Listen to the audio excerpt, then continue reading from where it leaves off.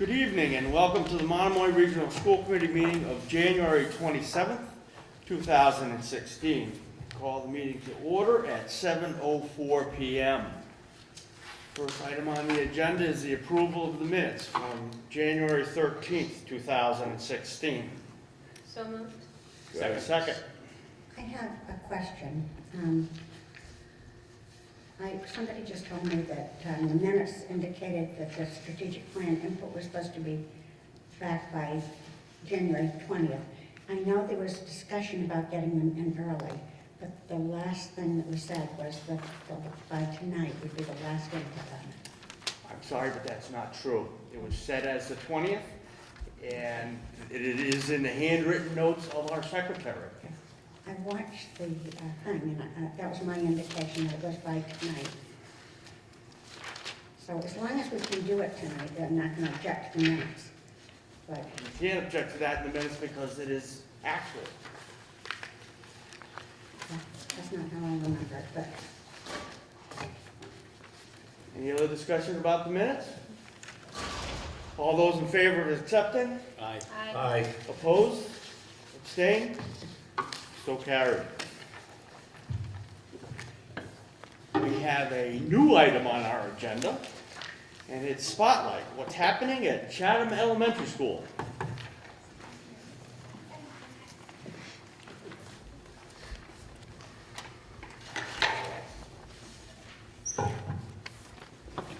Good evening. My name is Christian Whittle. And my name is Gigi Orlando. We are student leaders of Chatham Elementary School.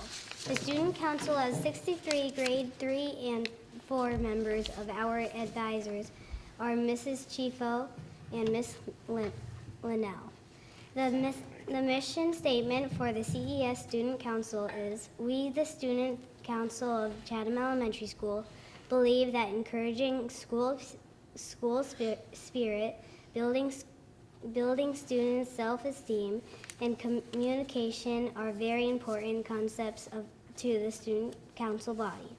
We are responsible for effective leadership. We will take action in the best interest of the student body as well as the community at large. We will provide an official voice for the expression of the student concerns.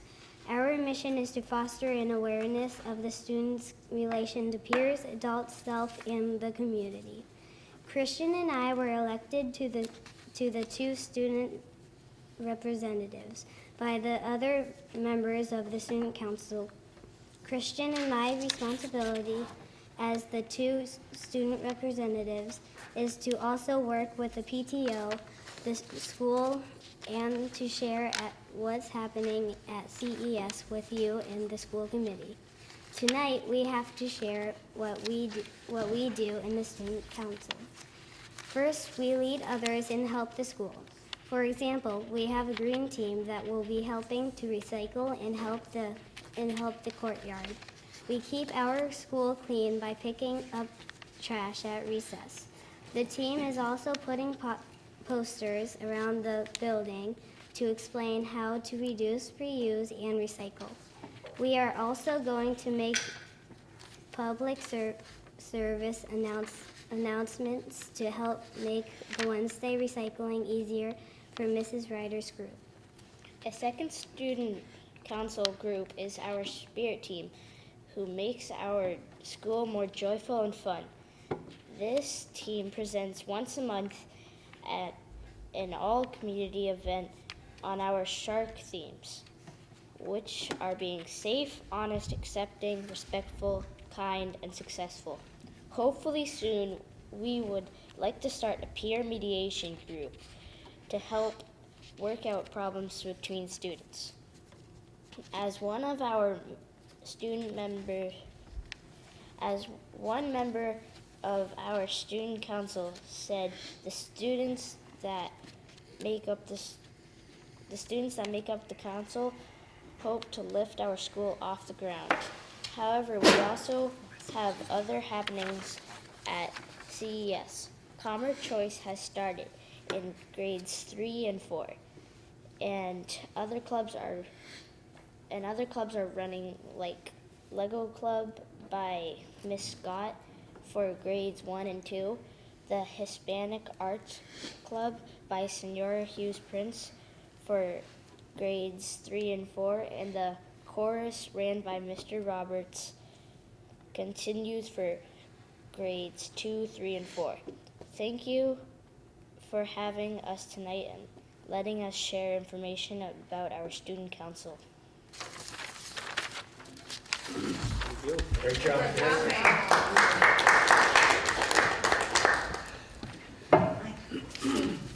Steve, Very well done. Steve, would it be possible if we could have a written copy of that?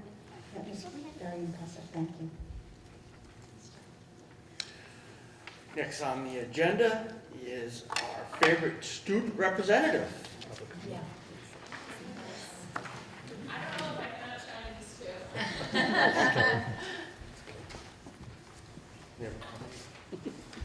Okay, hello. Hi. How are you? Good, how are you? Good, thanks. So, just to give you the lowdown, this week we're in the middle of midterms, so we're all a little stressed out, but we're halfway through, so it's good. And something really exciting that's happening this weekend is on Saturday morning, my AP government class leaves for Iowa for the caucuses. So we're flying to Chicago, and then we're taking a bus to Iowa from there. And it's funny, there's only like 8, maybe like 10 of us going, and it's all girls, so it's going to be fun. And I think there's like 8 parents going, so it will be an interesting trip. You're not going to get away with anything, No, are you? that's right. We have like double chaperones for everyone. Mr. Dixon is still kind of working on finalizing the itinerary, but I believe the majority of them are Monday night and Tuesday, and we're also going to be going to some museums and hearing from some local representatives about the caucuses. And then we come home Tuesday night. So then in other news, the mock trial team had a big win against Nauset the other day. That was pretty cool. We had 3 kids from the high school go to the all-state auditions for singing. And I believe 2 of them advanced. There's a bunch of students that have artwork displayed in the Cape Cod Museum of Art, which will be featured from now through April 13th. So that's pretty neat. Also, the Jiu-Jitsu club that just started this year is like so neat, really taking off. And they went to a competition in Hanover this weekend, and all 4 of the kids came in first, second, third, and fourth. So that was pretty cool. And that's all I got. Thank you. Thank you. Is not Saturday the We the People competition? Yes. Oh my goodness. I'm sorry. So yeah, you're right. AP Gov is going to Iowa. Honors Gov is going to Boston for the We the People competition. So. Yeah, and I know the honors kids were excited because they got out of their midterm if they did the contest, so they were happy about it. Thank you. Good job. Thanks. Next on the agenda is public comment. Is there anyone that would like to make a comment? Hearing and seeing none, we'll move on to recognitions. What I have today is I want to acknowledge a generous grant from the Art of Charity that went and has funded the entire middle school to go to a production of Mary Poppins at the Wheelock Family Theater in Boston next Wednesday. So I know that the middle school was excited for that opportunity. It was initially going to be just the performing arts students, and they were able to extend it to everyone. So then became the question of the logistics on the whole school field trip. So those are the things I like when you get a chance to say yes. The other thing I'd like to do is thank Miss Barbara Cahoon, who donated music books for the Chatham Elementary School, and the students will benefit from her generosity. I also would like to just acknowledge that the Department of Elementary and Secondary Education has invited our middle school principal, Mark Wilson, to be part of the Civic Learning and Engagement Task Force that will help Massachusetts schools forward on the civic engagement front. So congratulations on Mark for being acknowledged for his vision in that area, and I look forward to his participation in that. And then last but not least, I want to just acknowledge, or it's almost re-acknowledge, Katie Barr, who last time we had a school committee meeting, we were giving her the Superintendent's Award for Academic Excellence. In the interviewing few days, Katie also received an acknowledgement from the College Board as being one of a select few number of students who received a perfect score on an AP exam. And I think some people say, well, a 5 is like that high score. Well, no, this is if you look at all of the multiple choice questions and all of the open response questions and what's the maximum number of points that you can possibly get. It turns out that there are 4.5 million AP exams given any given year, and only 322 students out of 4.5 million got a perfect score on any exam. So Katie was one of only 4 students in the world to get a perfect exam on the AP psychology exam, and did that as a junior here at Monomoy. So great job, Katie. There's a great article on her in the Chronicle this week. So that's it for me. Okay. On the agenda is reports and discussions. And first item is strategic plan, which we are to vote on today. I believe Ms. Stout has some comments you'd like to make about it? Yes, so basically the draft that we got in August was a 3-page draft. And the draft that we're approving, I think from January 13th, is that the correct draft? Is a 1-page. And so some of the comments here I've taken off page 2 to put with the page 1, and there are a couple things that are different.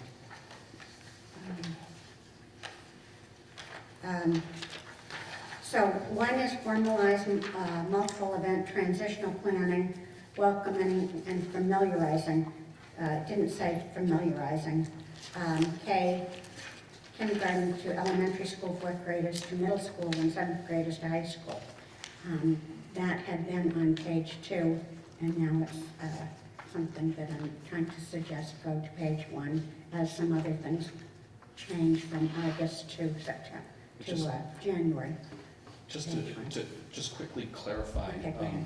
on the initial document that you received, page 2 were items that we saw that we would include in action plans as we work on the developing the work plans for page 1. So it's things that were on page 2 didn't disappear. They would come back as pieces of work plans as the first. So it's to have a. Are we approving page 1 only, or page 1 and 2? That's my question, I guess. Well, a strategic plan is supposed to be sort of focused and short, and then you develop sort of more elaborate work plans from that. So we had, as an administrative team, the second page had a series of placeholders that we thought that here are some important things that fit in these categories that we want to make sure aren't lost to us as we're moving forward. Some of those moved to page 1 on the second draft. And so I'm just suggesting that we move a few others to page 1. Create a middle school culture which will support the retention of 5th graders to 6th graders at the middle school. On page, those are 2 things that would basically move. And those are things that we heard from, there were a multitude of workshops that Scott had with parents and teachers and civic groups. And so some of these things were highlighted that I'm talking about, now that have been prioritized. Implement a social emotional curriculum in all pre-K through grade 12, which is in there. But instead of leadership and positive culture, it would say that includes safety, i.e. body rights, bullying prevention, substance abuse, social skills, i.e. listening skills, conflict resolution, which we heard about a minute ago, empathy, friendship making, for examples, and self-regulation of our emotions and stress management. So it's a little bit more inclusive than the two things that were mentioned here, leadership and positive culture. Number 4 is encourage PTOs and other groups to raise money for Common Choice. That's in there for Chatham, but it's not for Harwich. So this isn't holding us to it, it's just encouraging the Harwich to also take that up. Here's something new. Survey teachers, asking them what problems they're having and ask them what might be supportive for them. And the same thing for students, and use those results in planning. Because on supporting learners, column 3 on here, we have, for example, for educators, supporting educators by having PLC steering committees, creating protocols for practices, and providing professional development. But I'm not sure that the teachers themselves would come up with any of these. I think these are good administrative things, but I think it would be helpful if teachers and students had a voice in some things that we might not, or administrators might not think about. And from page 2, revamp the district-wide and school-wide websites, and continually update the content. That's also in our communications committee, and I think in our goals. Number 7 is support in the establishment of CPAC and expand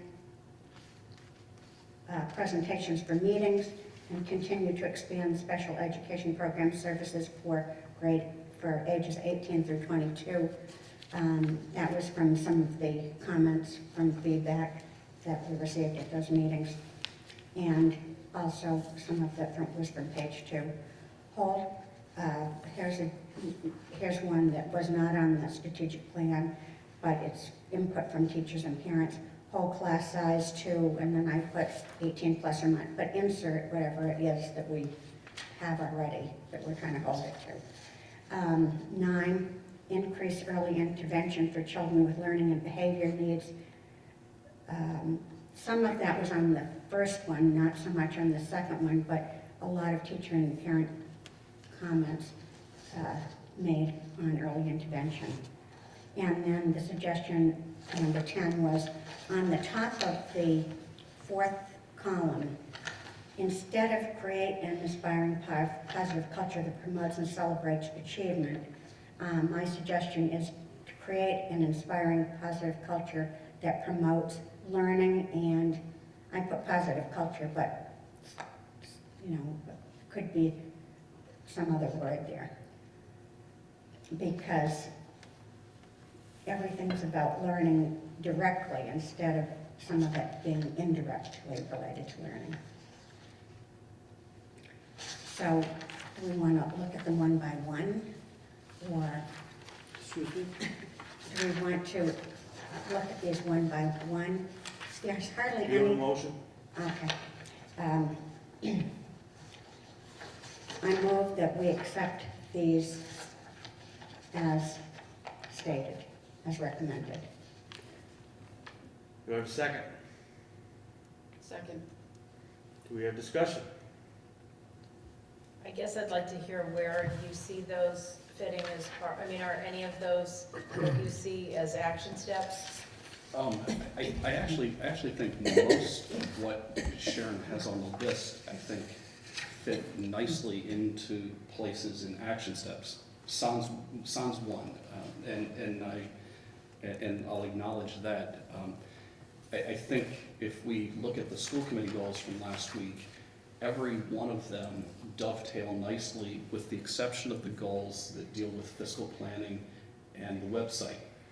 And there's a reason why they don't dovetail into a strategic plan, is that the strategic plan, as developed, is focused on learning and teaching and improving learning and teaching, and it doesn't, it very specifically and for reasons doesn't sort of address operational aspects of the district. And again, following the models out there for the state, it's that this is the plan to move learning and teaching forward, and the focus on that. So when we were starting our process with the administrative team this past summer, we actually had another column over there that dealt with operational things. But if it didn't specifically align with with learning and teaching, so the website one, I have my little notes. I was kind of taking each of the goals and saying, okay, where would I see it as falling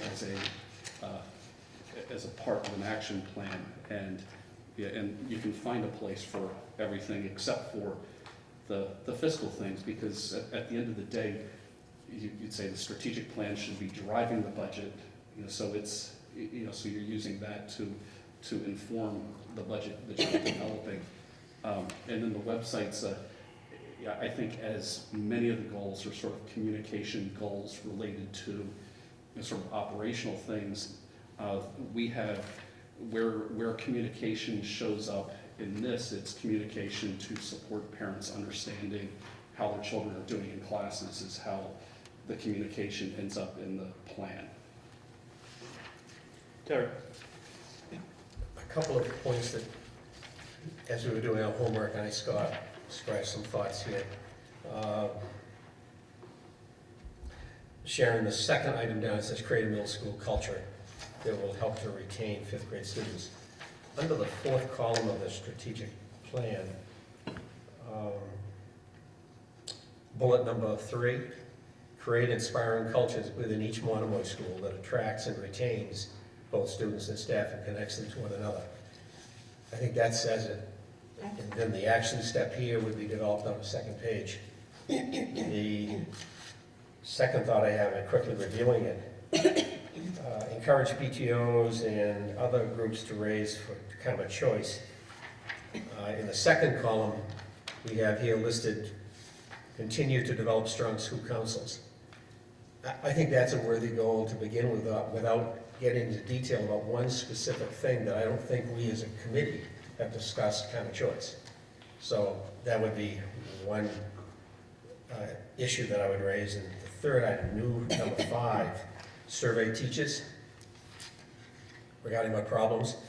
There's a target we have, I think, in our school committee goals that lists an anonymous procedure created by whomever that staff would have the opportunity to get feedback back to the administration regarding these things. I'm not quoting it, but we developed that, I think, 2 months ago at a workshop. That's in one of our goals. So, The first one, I totally agree with what you're saying, Gary. That was an oversight, that one. The second one, let me see.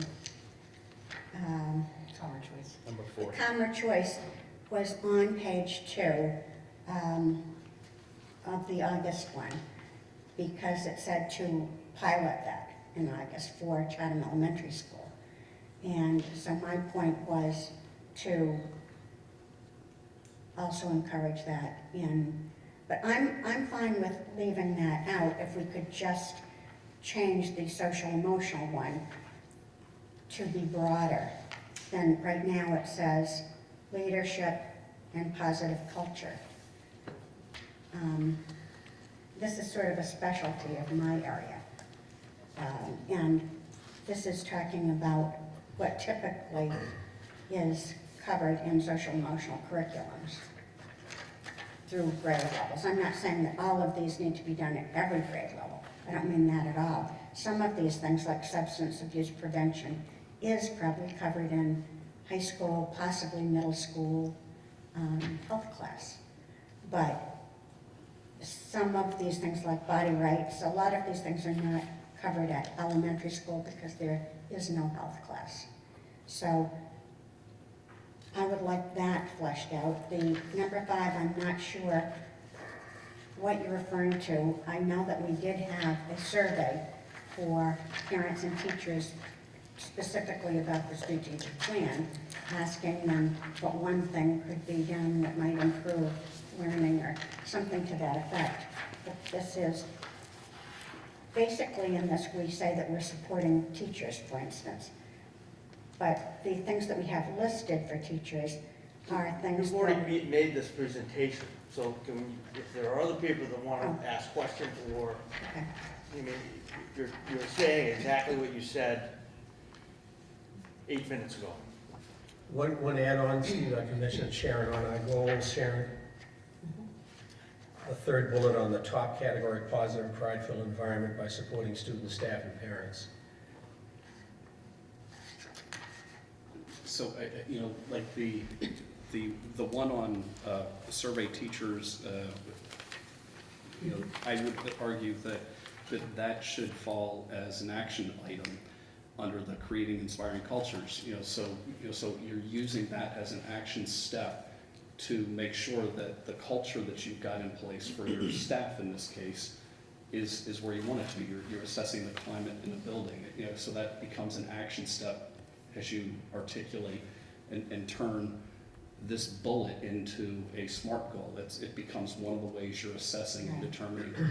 But On that third bullet, it states, and we agreed with this, have a confidential way to assess culture and climate by building on our school committee goals. okay. Bullet number 3, If we which, can put that as an action item to that, then that's fine. I don't care what particularly, but that and this are going to dovetail with each other. Isn't that correct? Brian? Once we've adopted a strategic plan, if I understand what you were saying a moment ago, once we adopt a strategic plan, then the action items, which would be the means of carrying out the goals of the strategic plan, would be developed. And would the development include input from the school committee? And we would be bringing that back here. This is how we're going to flesh out and get to, so we should have a separate plan for each bullet, in each one of these columns. So Sharon's suggestions, which might be considered action items to accomplish goals in the strategic plan, there'll be another opportunity to review these and to consider them as part of action items. Yeah, so just if we were to go to the one, to this one bullet that create inspiring cultures within each column. So this is the third bullet in the fourth column. I would argue in the school committee goals, we have the confidential way of assessing the culture and climate by building, which is the point that Sharon's raising on the surveying of the teachers, but I'd also argue it's surveying students as well. Also in the school committee goals, I'd argue that the maintain educationally appropriate class sizes fits in that bullet, which is one of the ones on the back side of Sharon's suggestions. And then you have evaluating the high school schedule. I think fits. I think all of those fit nicely as some, but not all of the action steps needed to look back at that goal over after 3 years and say, okay, we accomplished this year 1, year 2, year 3. We've accomplished this, and hopefully can move forward. Although I'd argue that type of goal, you want to constantly be assessing your building's culture. You don't want to just say, okay, we have a good culture, and then just kind of move on and not look at it. It's confusing because, for instance, under strengthen parent and community partnership, to support student learning. There are things such as develop homework expectations for each grade level that address diverse student needs, and continue to develop strong school councils, PTOs, and the VIPs was the thing that got changed and added to that. But those could all be called action steps. They don't differentiate at all in the things that I'm bringing up compared to these. They're the same importance, or they're the same framework. So that's why it's hard to know that they don't look like the objectives and the action steps do not look different. Stephen? Any other questions? As far as what Sharon just said, that was the thing that I found in trying to review this also. I couldn't really distinguish between action steps and strategic initiatives, so I had kind of a hard time figuring out what should be on this first page and what should be on the second page. I like some of Sharon's suggestions. Maybe for this one, let's see, to create inspiring cultures on the last column. Would it be possible, and I'll tell you why I would say this, there's been talk more than once about the transitions from school to school and how there could be improvement there, and there was a lot of talk about that at the CPAC meeting. I mean, there was a lot of talk. A lot of people mentioned that. Maybe we could just add something on to this one in the create inspiring cultures within each school, and just say something like, with emphasis on transitions from one school to the next. Because this has been something that's come up quite a bit, I think it's worthwhile being a little more specific on this front page. The other suggestions I think are good suggestions from what I can see, but I don't know which ones are action steps and which ones are initiatives. Do we know how to tell the difference? Steve, possibly a suggestion, if this is going to be our mission statement and combination of major steps or themes, could we revisit this after the administrative team creates action steps that relate to these major bullets here?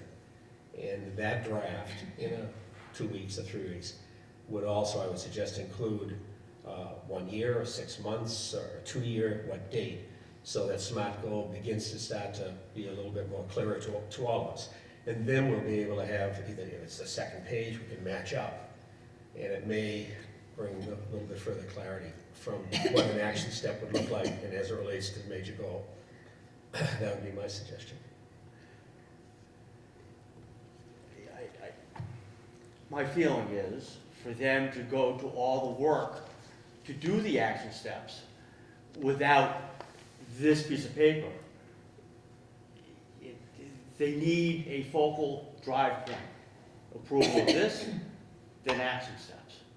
And then they come back and say, here's our plan to do this. That's my opinion, so, okay? A specific item. Could we add number 9 back to the front page? The one that, Sharon's number 9 that actually was on the front page in the draft of August 21st. Oh no, that's not the one. I'm sorry, that's the wrong number. In about the transition? No, the transition was another point, but where was the increase early intervention? Was that on the second page? It was number 9, increase early intervention. She's wondering where it was on the original. Oh, I have the Strategic original. plan. That's in my command line. I think that one's important.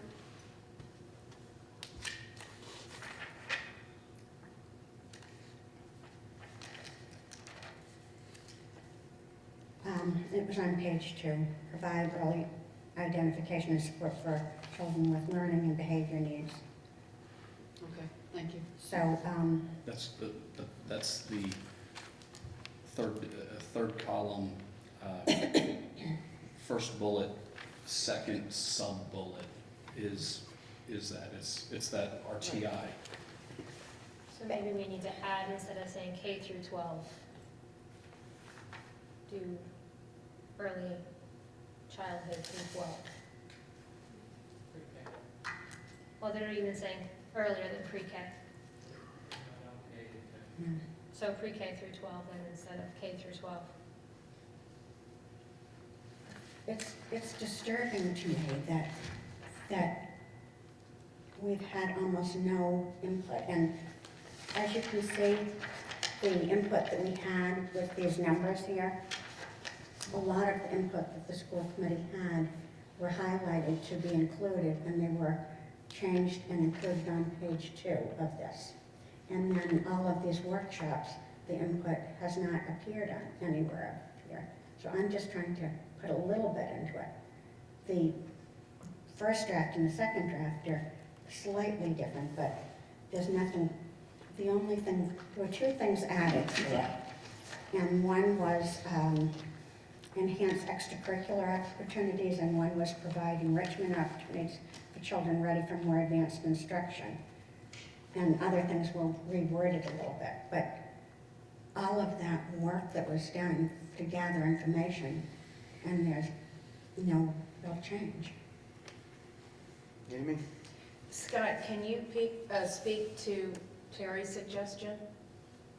Well, I think that's, I would agree, a lot with what Steve's saying and where Terry's going, that at some point you need to say, okay, here's the focused set of objectives, things that, we're gonna look at, and then you need to go from there and flesh it out. And I think that, I think that most of the things that, that are on Sharon's list, just like most of the things that are in that school committee list, end up nicely nesting in as things that get, pulled out over the, or fleshed out over the course of the next 3 years as action steps.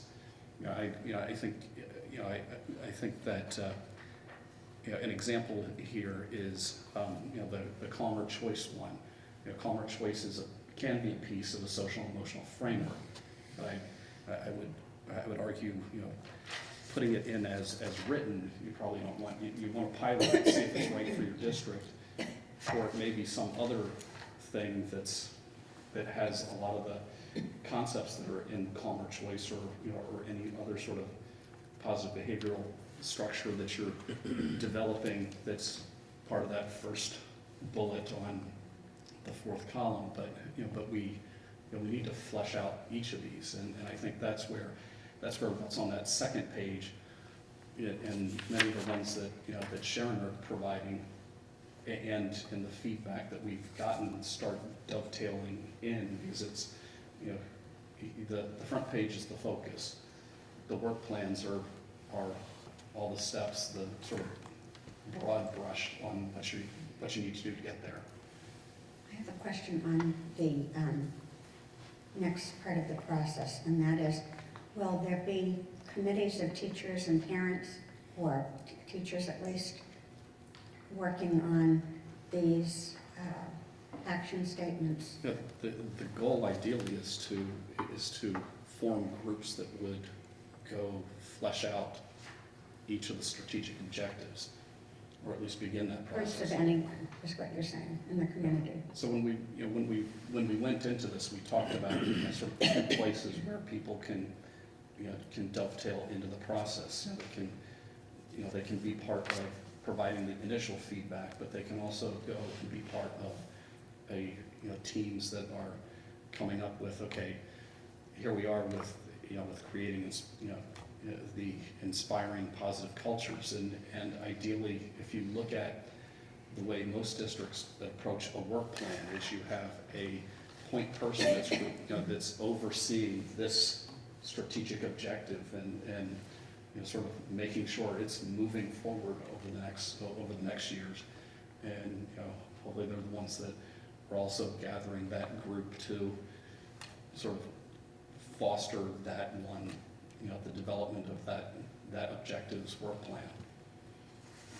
Nancy? What I found when I was looking through the notes that you gave us last week is I went through and found the ones that seemed to be more stated more than once. And then I tried to find a place where they fit. And what I found is that it's easy to find a place for the suggestions from the parents and the students and the community members, finding where those suggestions would fit into this as an overarching. You know, you brought attention to the social emotional curriculum, and then, you know, also going on to something more specific with calmer choice. And I think those are built in to the creating the social emotional framework. So if we allow them, the administration and the teachers and the parents and whoever wants to help flesh out the action steps, I think that we'll find those pieces in there. As long as you look at it as this is a very general goal as to where we want to see the district go. Right. I think we talked a lot about what's an action step and what's an action thing and what's a strategic overall plan. I think it's a little misleading to spend a lot of time differentiating. I could pick out 2 or 3 things in here that I would argue are clearly action plans, and quite a few others that are clearly not action plans, but are overriding things which we would have action plans to. But I don't think we need to get stuck on that.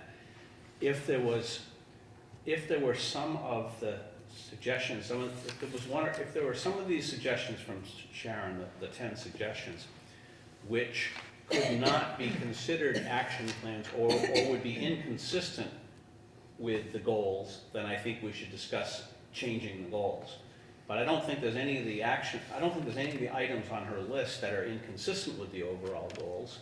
And since we're going to have an opportunity to have a say in the action plans, I don't think we need to necessarily be concerned that by not amending the strategic plan, any of her suggestions are going to be put aside. Unless, as I say, if there's a specific item on the list that's inconsistent with an overall goal, then we should discuss it, because we don't want to have an action plan that's inconsistent with the goal. But I don't think we need to, there comes a time when we want to kind of get started and adopt the plan and adjust it through the action plans. But that's my suggestion. There were some points I didn't know, and I don't think any of us know, like critical friends group. I had no idea what that was.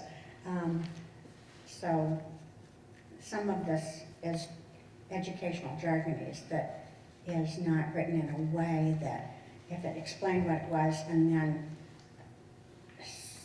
told what that phrase was, that would be helpful for the average person that looks at it. Terry?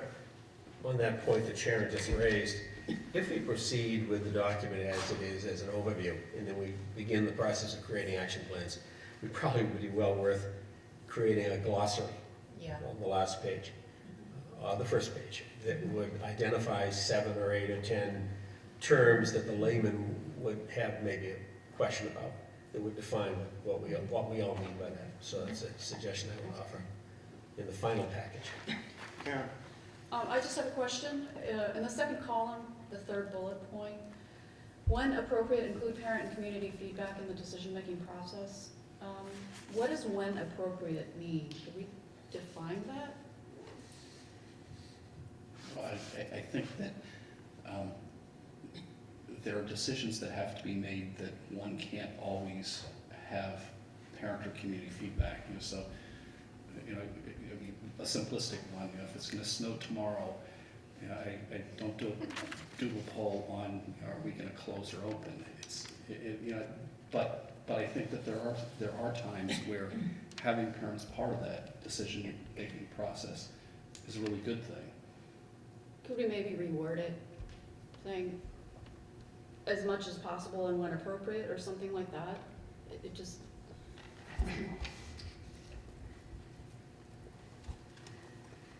Any other comments?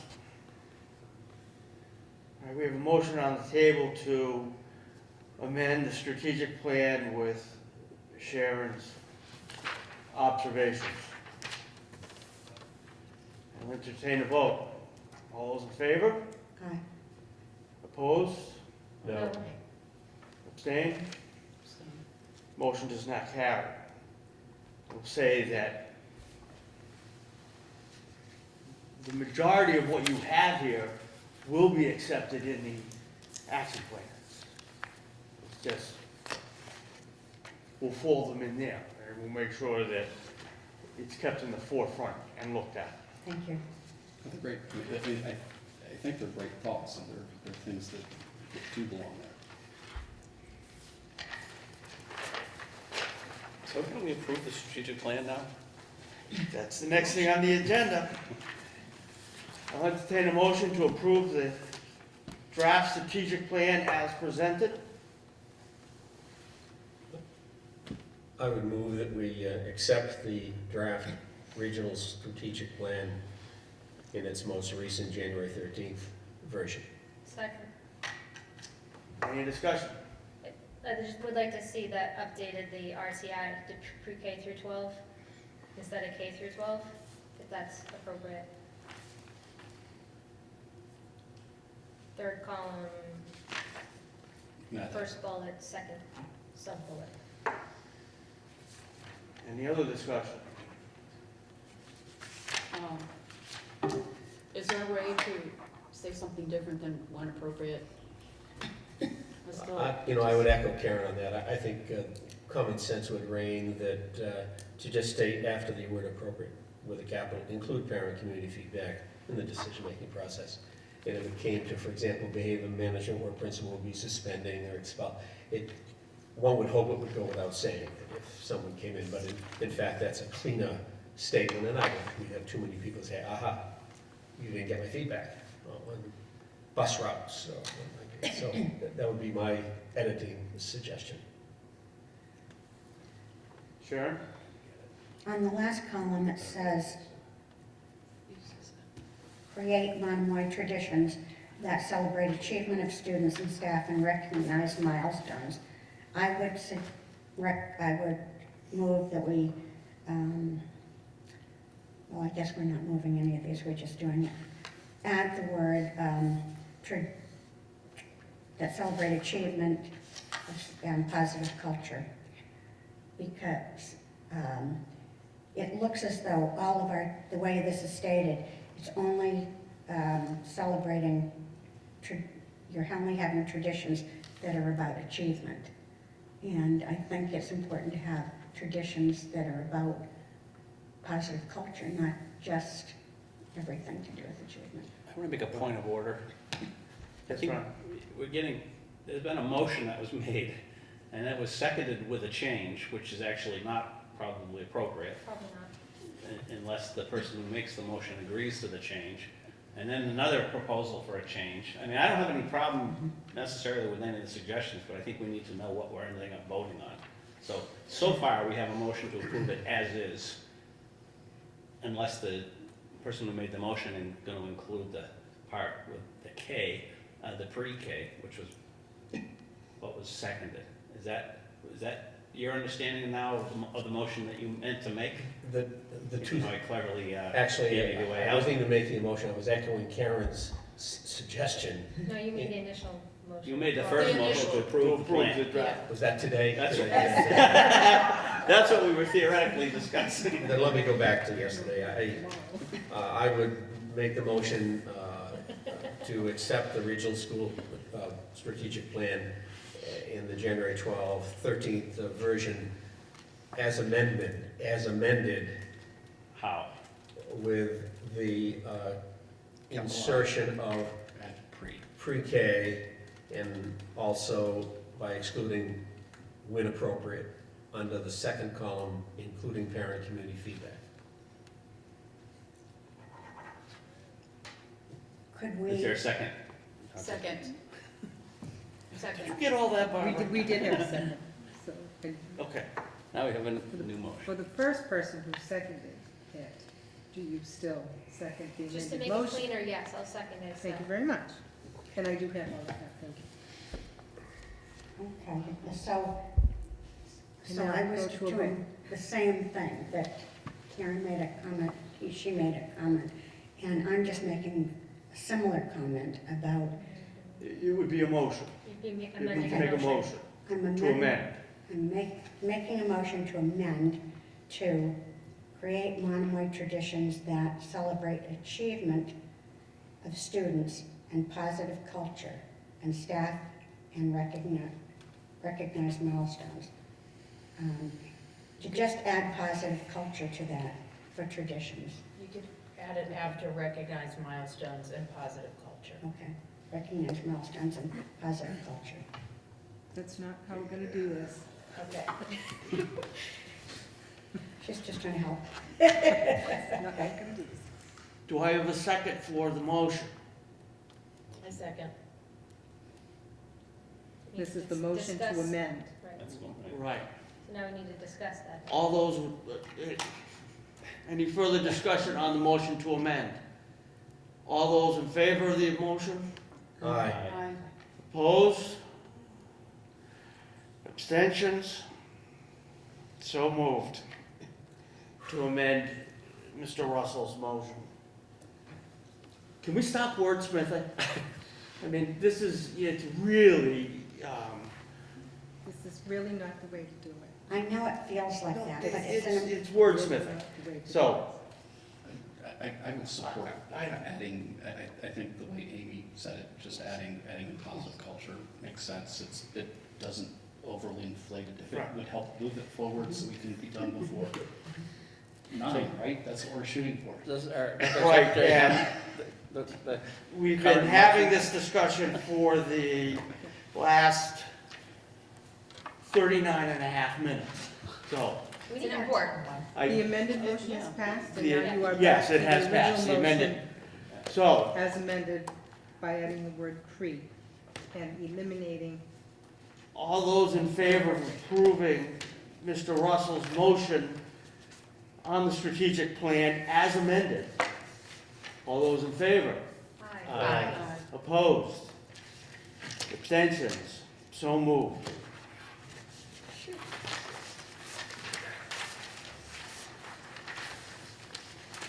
Next on the agenda, SMART goals. Just one quick clarity, and we're gonna add the and positive culture. Yeah, that was the amendment. Okay, That just was make the sure. amendment. So, as you explained earlier, there are only 2 items you feel are not dovetailed into the strategic plan. Strategically, they aren't there. So, We'll spend a lot of time talking about one of them tonight. right. A lot of time? 2 minutes. Well,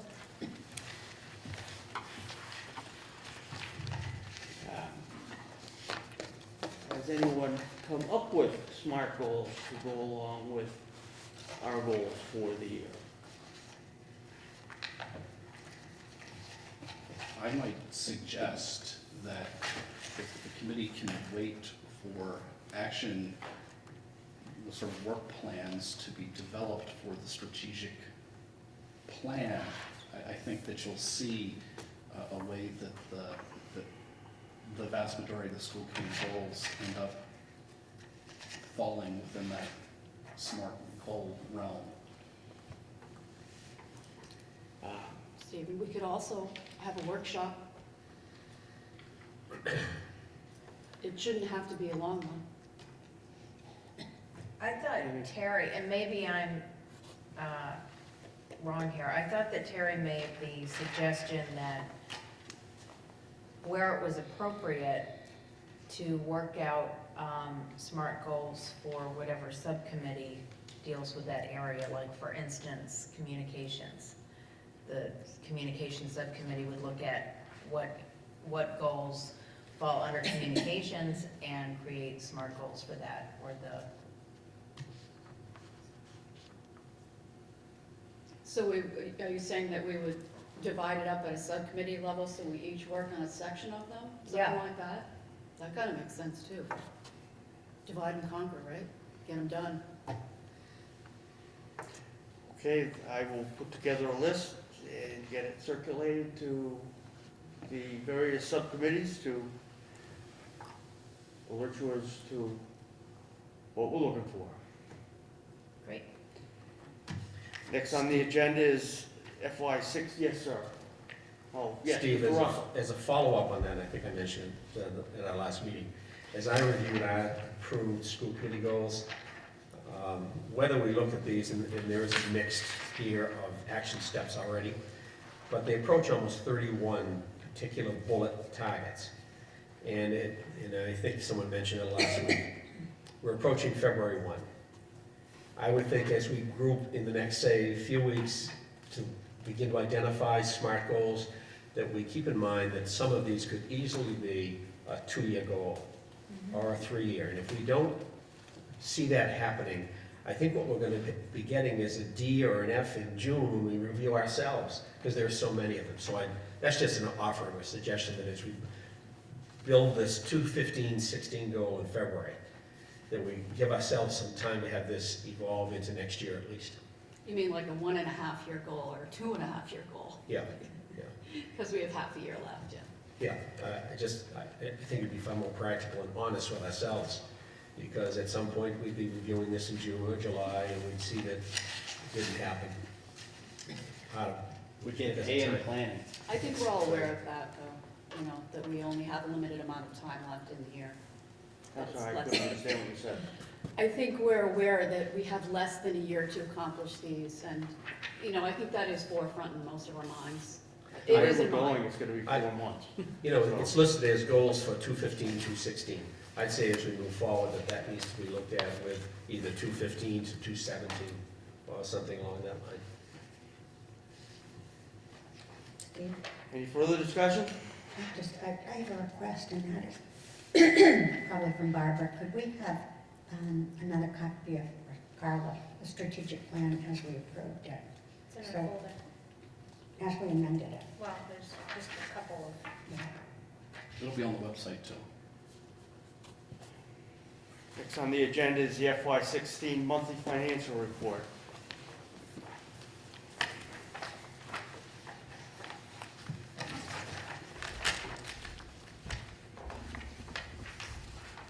Something exciting.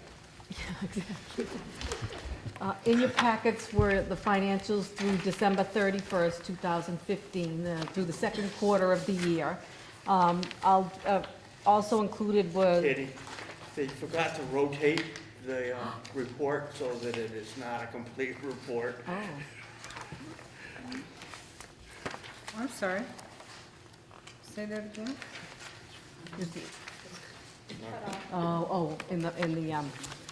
Okay. Well, so I'm gonna walk you through each line. I got a good one. So the email packet, you'd be able to see the information. So, See this one? Real quick. what the revenues reflect through December 31st is we've received 43% of our revenues half year. The two biggest areas that we did not is, and it's how it's paid. Regional transportation, we get our first payment for regional transportation revenues in January. So they'll be reflected in the next financials. And we get our first charter school reimbursement in December, and then every month thereafter. That's why, we're halfway through the year, but we're not at 50% of our revenues. With our assessments and everything else, we are at that point. Through December 31st, 2015, I keep thinking it's 16, but we had an year-to-date expenditures we have a $35 million budget. We have year-to-date expenditures of $15 million. We have encumbrances of $18 million. $1.4 million of the budget is unencumbered and unexpended, or 4.02%, which is typical for where we are. I don't have any concerns. couple of areas that we will be looking at as the year goes on, and making some budget transfers into the 2000 cost center group to cover for the early retirement incentives. But there aren't any surprises, and from a snowstorm, the storm fell very conveniently on a Saturday for all of us. That worked out well all around. Except the students. Yeah, exactly. So I don't know if anyone has any questions about the information that you were provided.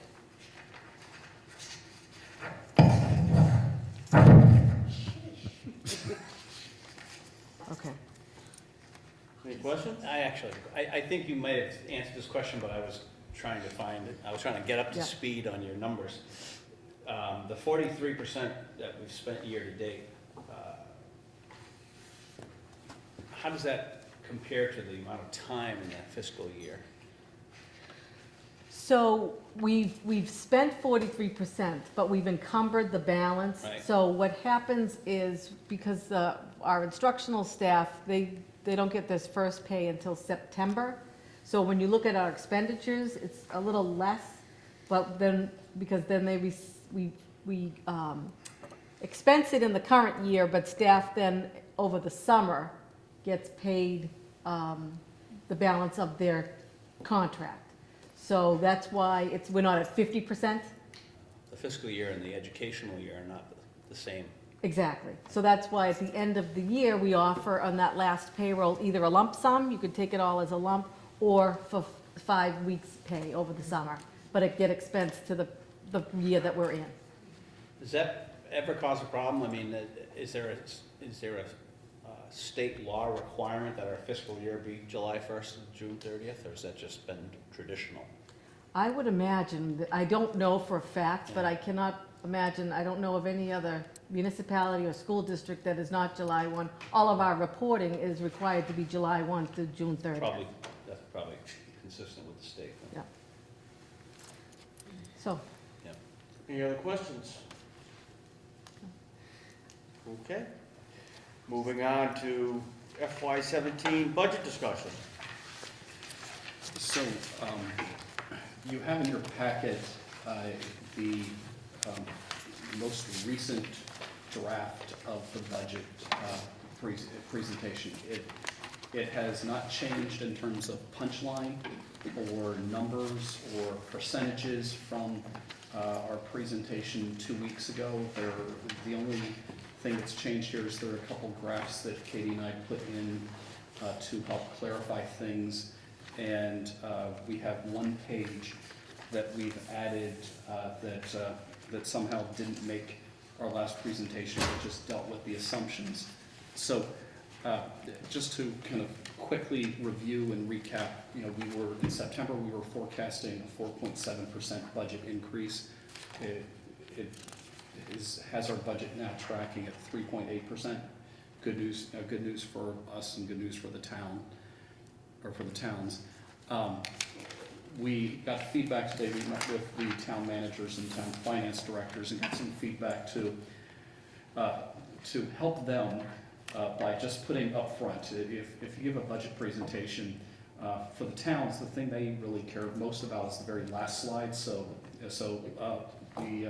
we sort of are leading here with the very last slide, just saying here's the punchline that there's a difference between a budget and assessment. The budget is a 3.8% increase in the budget. The assessment is an overall assessment increase of 5.96%, which turns out to be 5.99% for Harwich and 5.88% for Chatham. And that's all in. That's a total increase, including debt. And there are reasons that that we talked about last time why assessments can be bigger than your budget increase, and it has a lot to do in this budget with how much excess and deficiency we're able to use in the past fiscal year versus how much excess and deficiency we're able to use in this fiscal year. As we built this budget, there are some program things that we wanted to go and make sure that we had brought back. We've talked about wanting to add physics at the high school, bring back business classes, look at more academic supports. So we have program things that we're doing in here.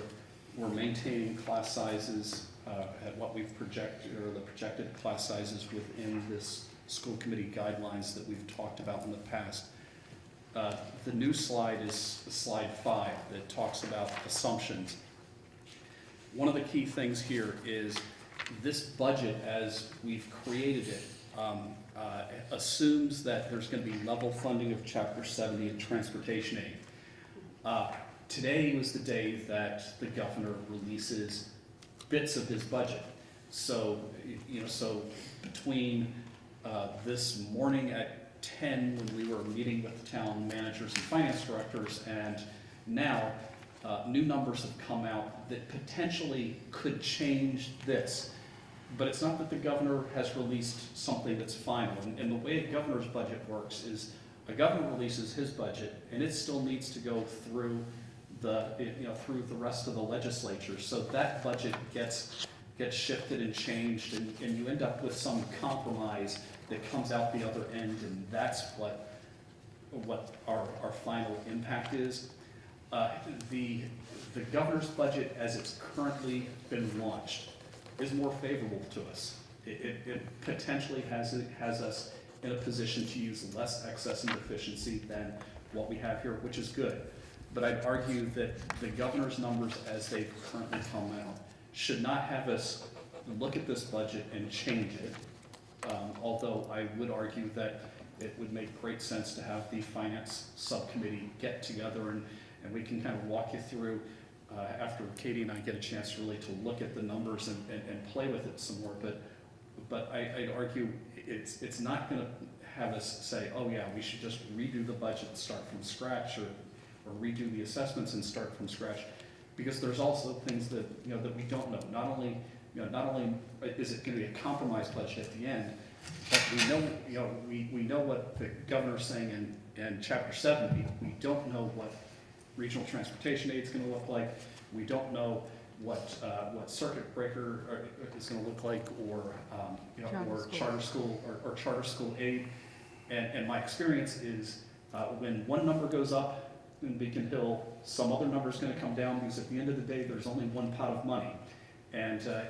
So this first release looks better on some level, but the money's got to come from somewhere, and the question is, will it come from will the windfall in one place come from another place that has yet to be released?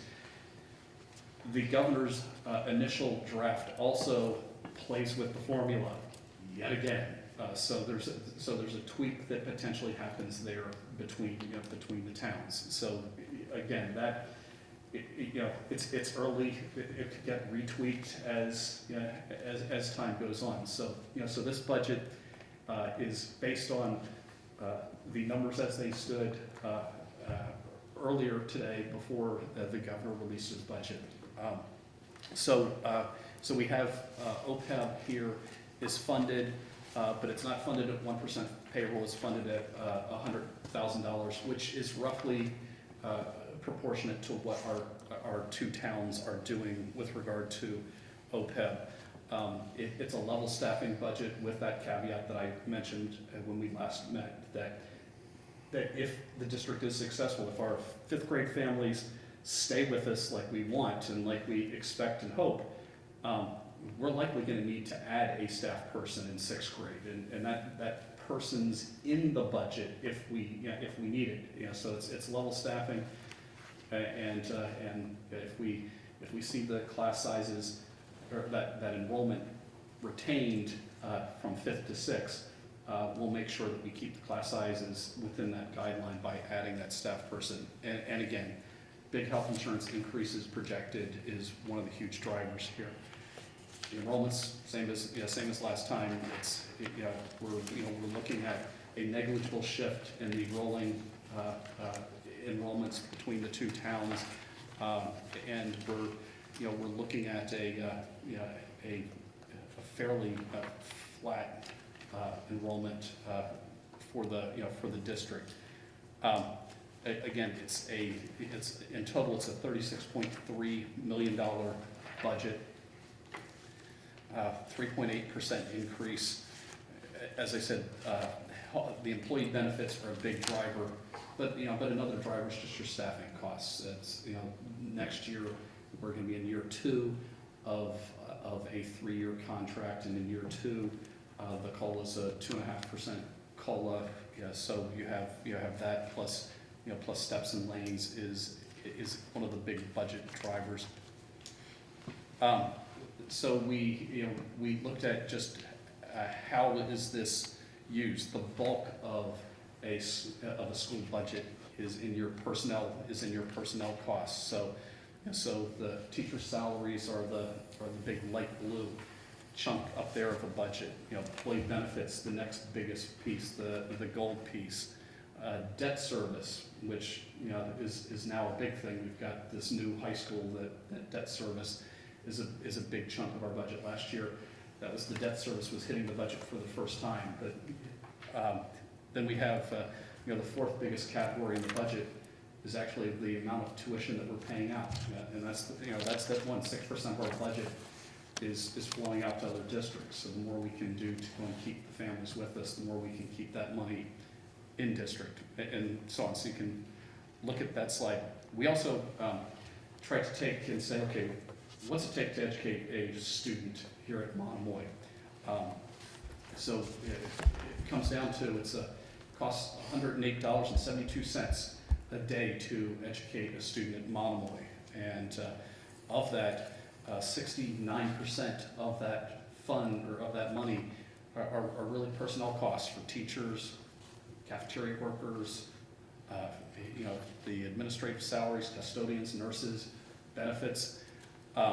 So this has it sort of breaks down what how much per day a school district actually spends to go and educate a child in each one of those areas. How's the budget funded? The light yellow piece of the pie and the light blue piece of the pie are assessments. The bulk of this budget is funded by our 2 towns. The pink bar, 7%, that's state aid. So that's what's coming from the state. The green bar or the green pie wedge up there are the tuition that's coming in. So the bulk of a school budget comes from the towns. The amount of aid. So when we talk about that state aid looks like, at least in the governor's budget, is increasing. It's increasing, but it's an increase on a very small pie wedge to begin with. It's, as we said, it's a level staff budget with the caveat that potentially we might need to add a teacher in 6th grade if we see retention of students as they move from 5th grade to 6th grade. And then we talked last time about the factors that drive that assessment increase. One of the big things is we use $600,000 of excess and deficiency to support last year's budget. This year's budget, we are proposing to use $331,000 to support this, which is more than what we had initially identified in September. Is how much we use in the 5-year plan, and then there's a little bit, there's $100,000 less in revenues that we were anticipating last year that didn't materialize. So our excess and deficiency, if we were to move forward with this budget and this proposal, the proposal and the assessment, it would leave us with we have a $967,000 excess and deficiency balance, so we would have, there's still money in excess and deficiency. We're not draining the account. We don't want to drain that account. We want to slowly build it, and as I told the town managers and finance directors today, when we went to them in September with the 5-year plan,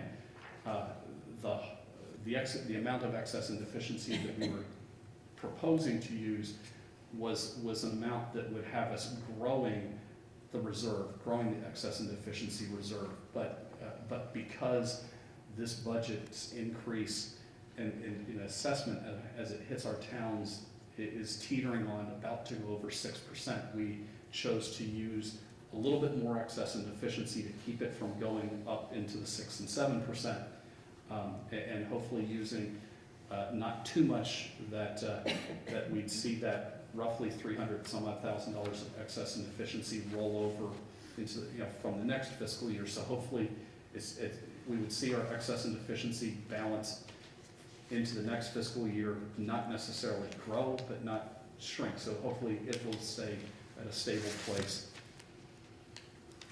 So it comes down to the brass taxes of assessment.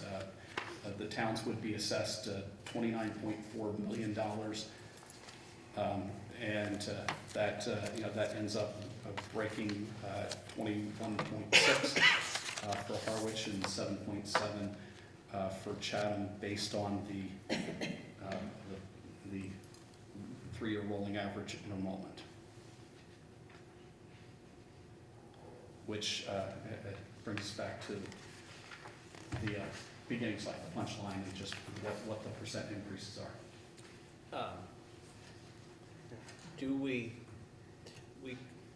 We spent a fair amount of time last year trying to remind the taxpayers, particularly in Harwich Selectmen Finance Committee, that the debt obligation was created many years, some number of years ago.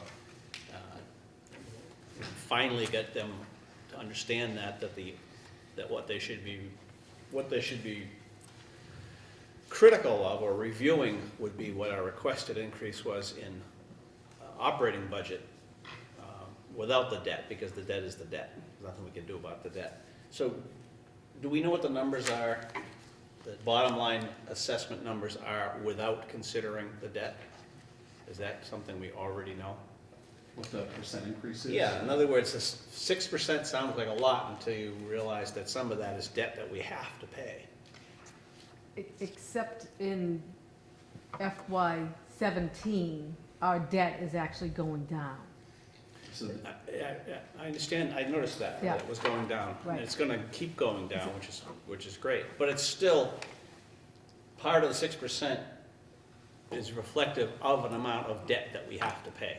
Yes. I realize that the amount is going down, but the increase in the operating budget without the debt, Yeah. that's the number that I would like to. 4.3%. Yeah. That is 4.3% of the total budget. The debt is? Yes. No, okay, that's fine, but what is the increase in the assessment that's? It would be higher. It's been higher, only like the 6 operating Higher budget? than Yeah. 6%. Yeah, it would be, it's, But I know Does it's anyone have a calculator? oversimplifying it, but if our right now operating budget for 17 is 3.8, according to Yeah. this, 3.8, that's without debt. That's without the mortgage. But it's, I understand, but the assessment and the operating budget are two different things. Absolutely, yes. The variance is 1,213,079 divided by 2016 operating budget, 20,431,169. So you're saying it's a 5.93% increase without the debt and a 5.9? Well, I'll ask. need a calculator. we'll have it for the subcommittee. Yeah, I'd like to have that for our, because I'd like to be sure we have that by Monday's meeting Yeah, we'll have it with in hand. the select. Because I'd like to kind of lead, I'm hoping we are better off leading with that number. I agree.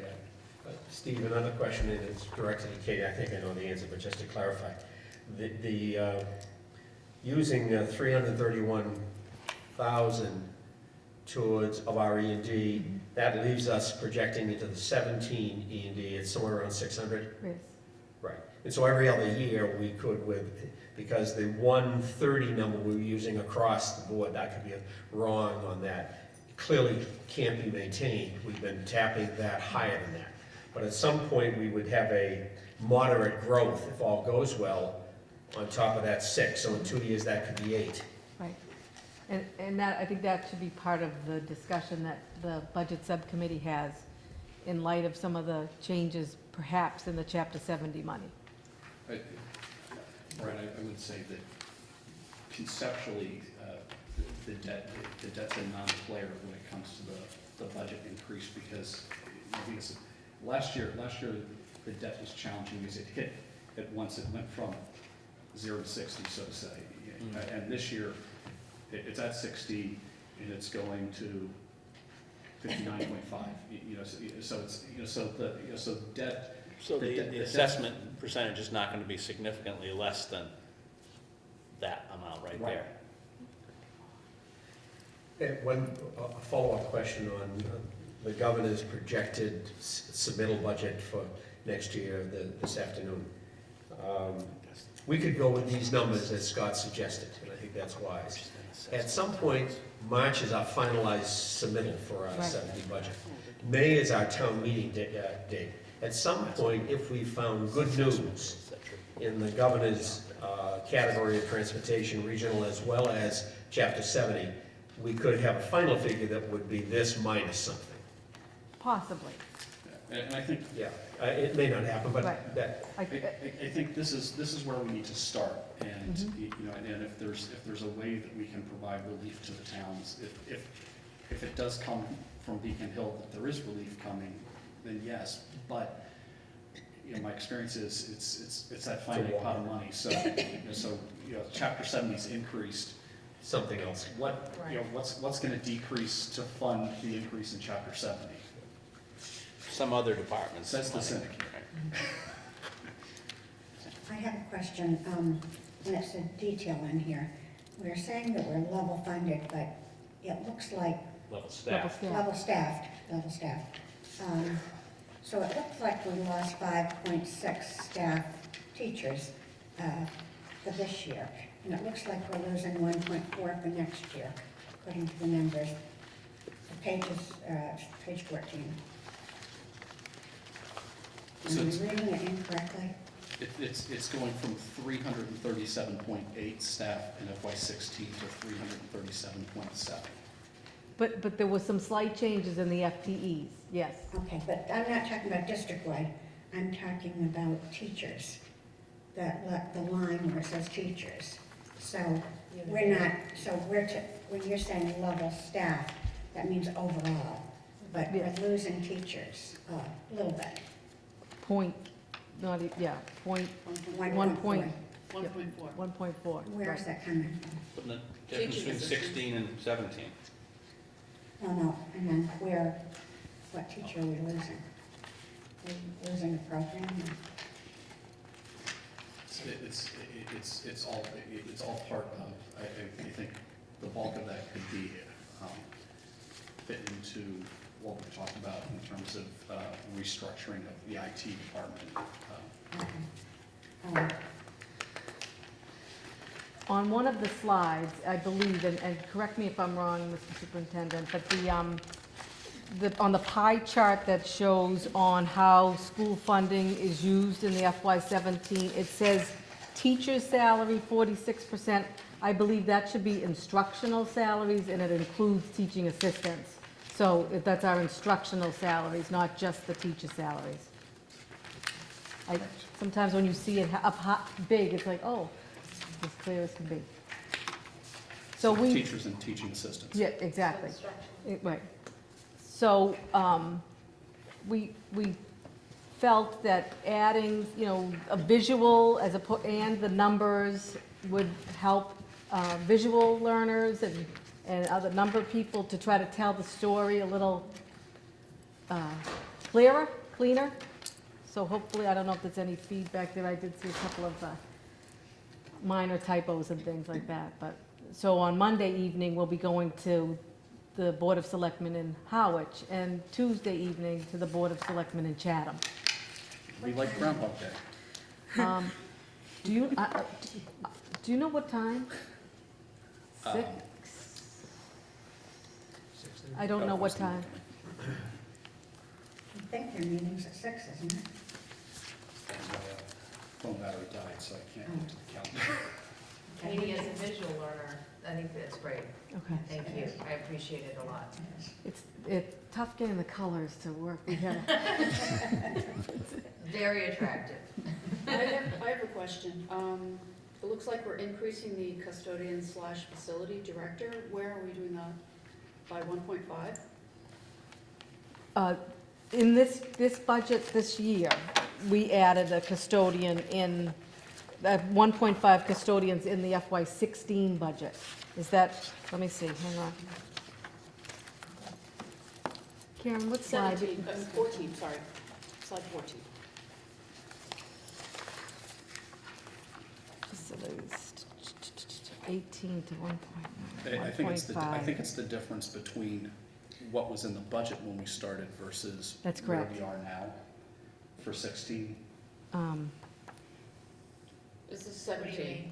So, I don't no, understand what that means. that's a very good question. Because it looks like Because we added, in the 16 budget, we added 1.5 custodians in FY16, which was part of the conversation. I'll have to get back to you on that one. we added in 16 because it looks like we're adding in 17. but That's didn't exactly in right, 16, right, yeah. no. Yeah. But I do think at the time, when we did the staffing going into 16, I don't know, I'm not gonna wing it, I'll have to look at it. Well, part of the reason that I'm asking is because I was just trying to figure out the differences. Sharon had brought up the teacher line where there's a difference of 1.4, and that's a difference of 1.5 the other way. Mhm. So that's why I was wondering Yep. what exactly was going on there. I'll have to get back to you on that. Okay. I'll email everybody. Thank you. I'll email superintendent. Yep.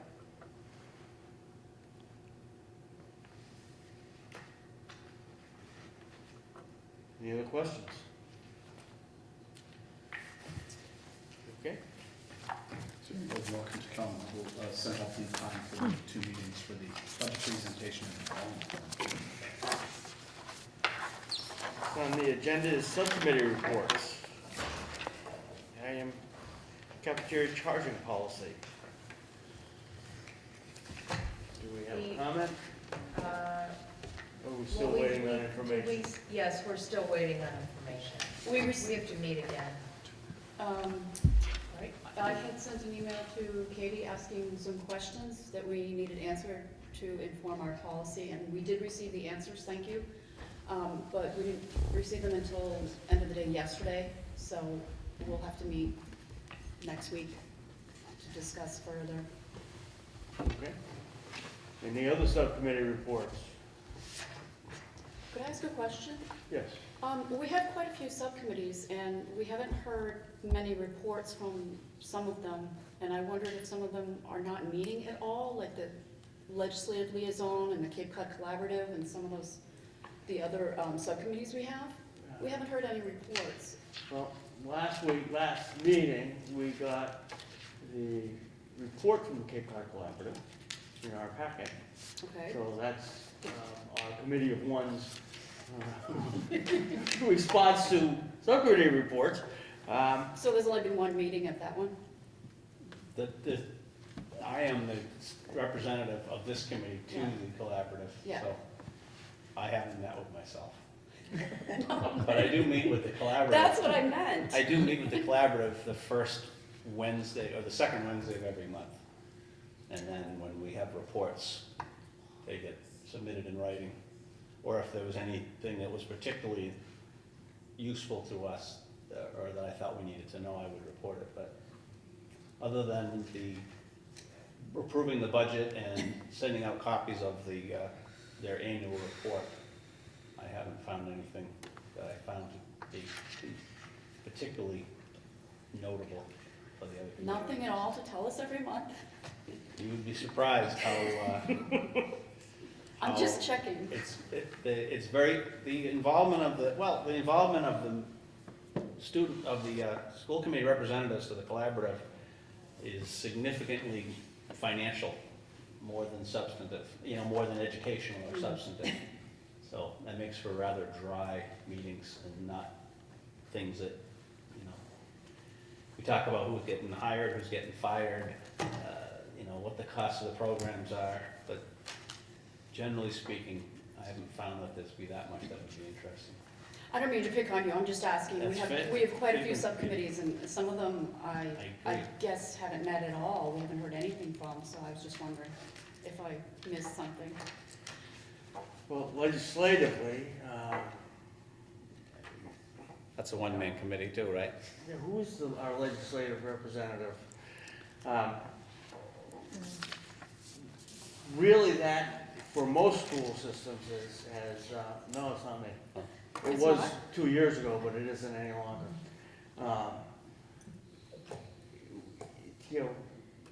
With Mass, most of that is, all the information is flowed through them in their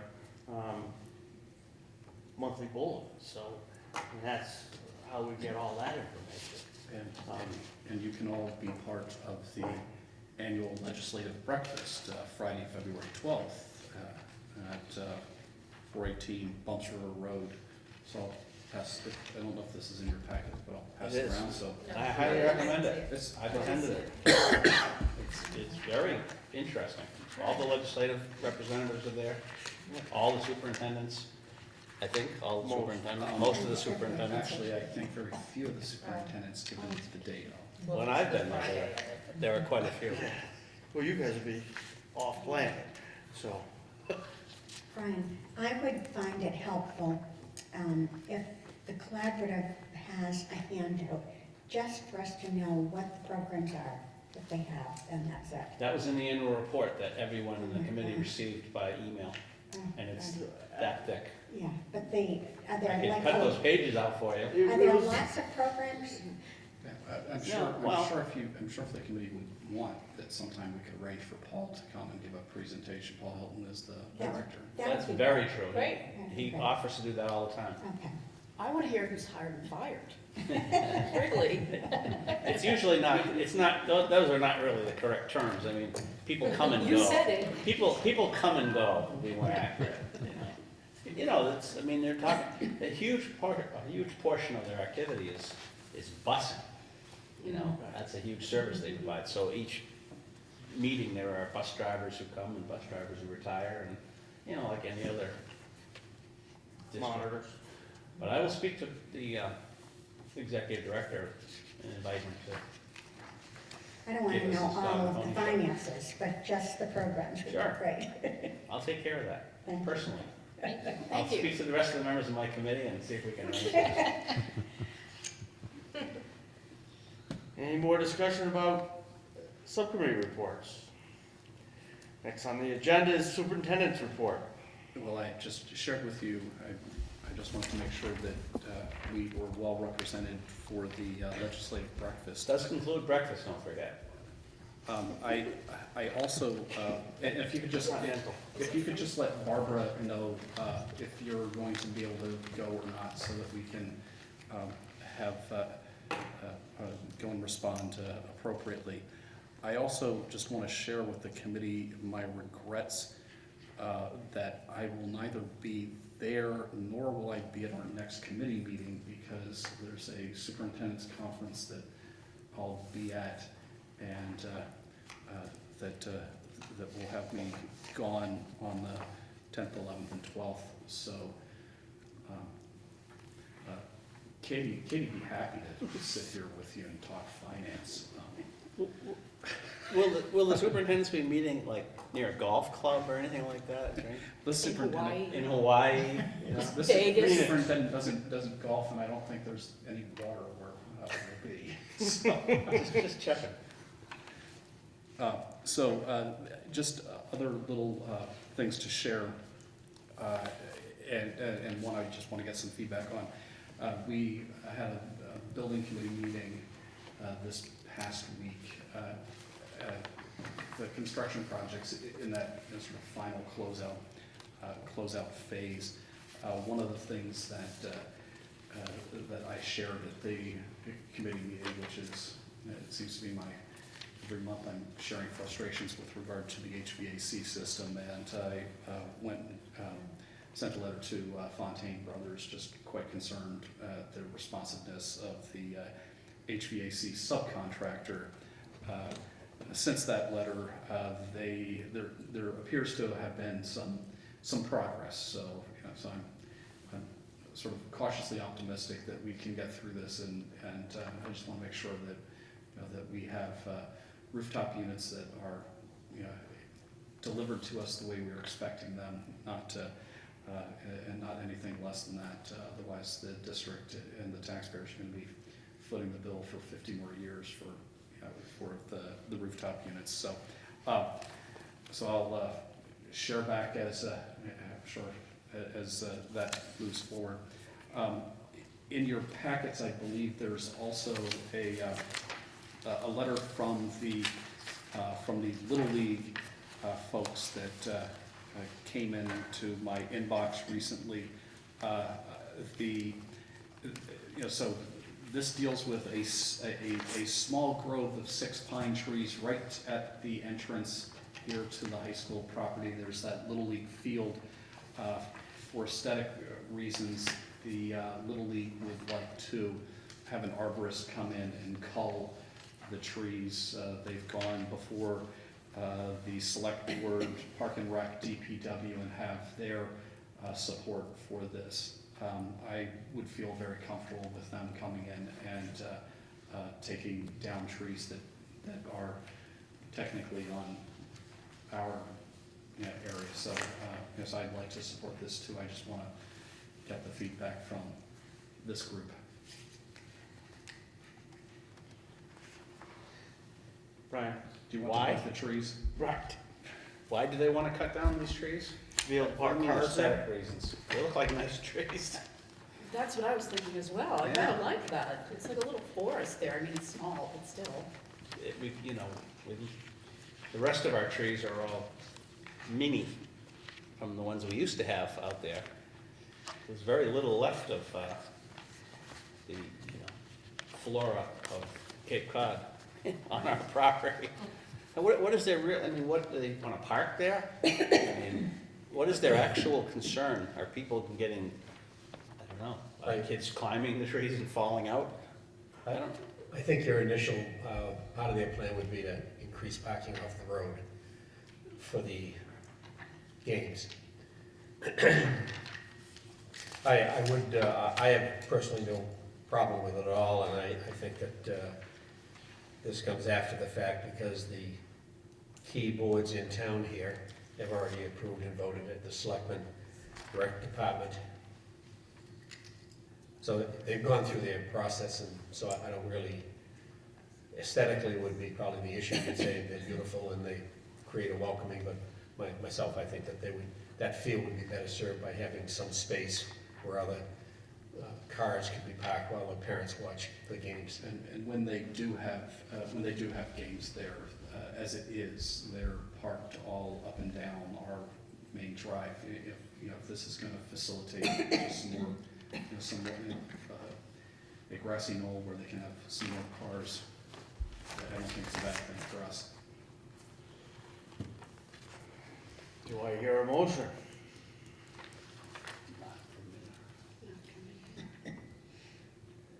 I would move that we accept the request by the Howardstown Little League to remove the identified and attached pine trees on Oak Street at the Little League field.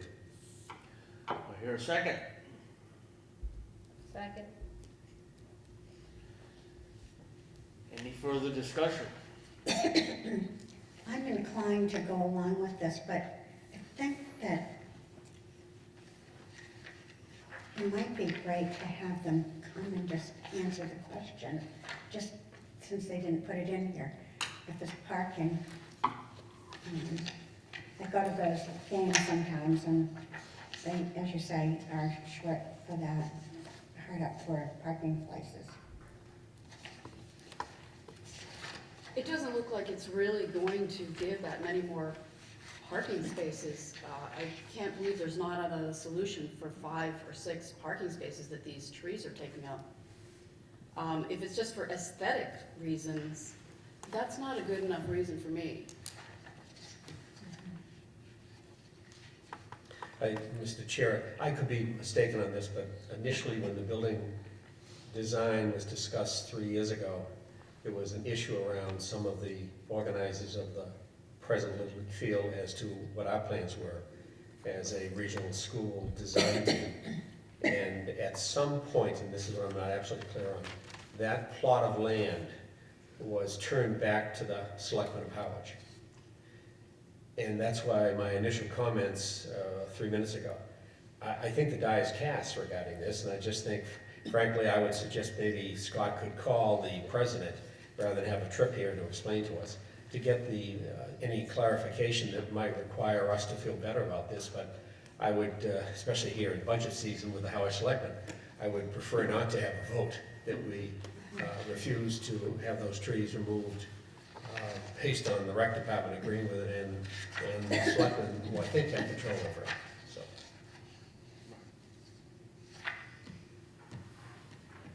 I just want to make a comment in regards to what Terry just said.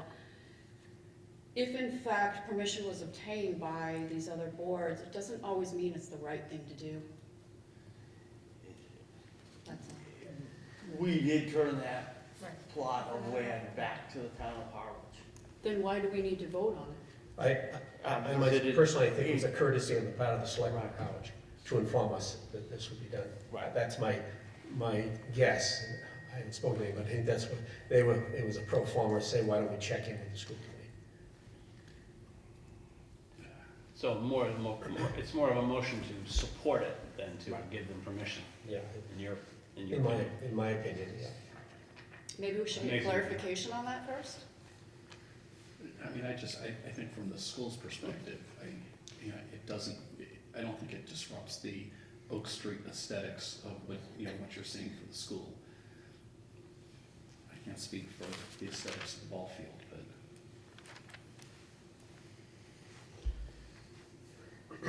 I would, echo that I know some of the groups that the past 5 years who have launched the Little League and combined Chatham with it 6 years ago, which made a great plus. And our kids coming together at grade 5 when formerly Chatham just had their own Chatham Little League. So that combination was a nice positive thing for us to experience as we built the region. And I also know, and lastly, that the folks here, and I would have to say Chatham and Howard, I can only speak for the Howard folks, have done a lot of work improving that field and the snack bar, and I think it would be our task to make certain they know we're good neighbors. This might also gain us some favor that maybe we could cut down some very diseased and blighted trees that are in front of Sam's building that need to get replaced. It's different if a tree is diseased. Well, there's some other trees that we need to cut down that hasn't been approved yet? No. And is that the selectman holding that up?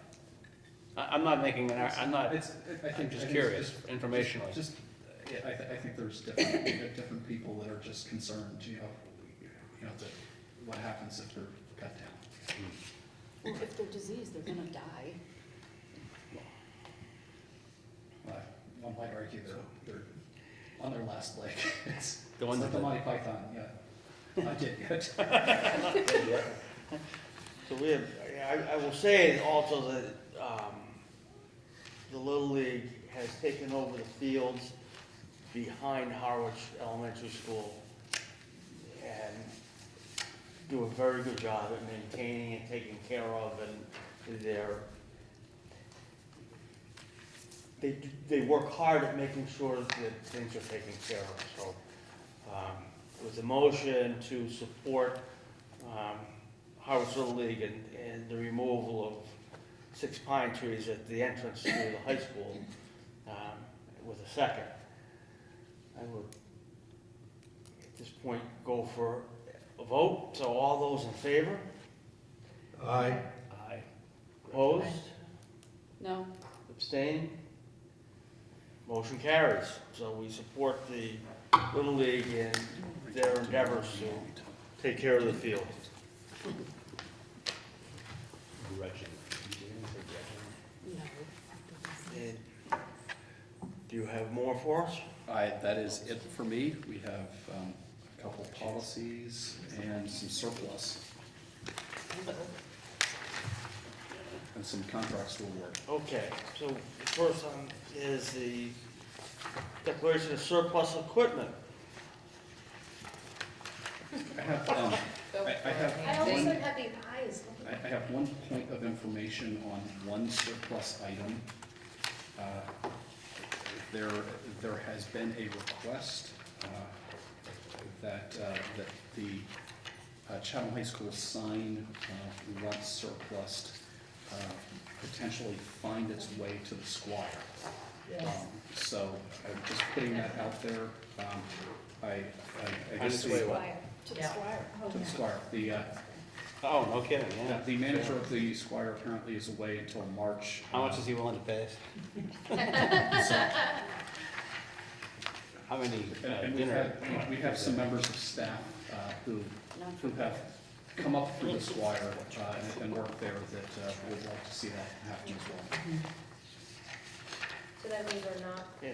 doing that. Well, one? I think one could surplus it. I think we can surplus, but then We have an retain intention it for to have it find a new home.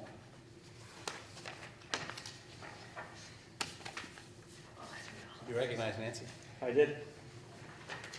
All right, I move for surplus.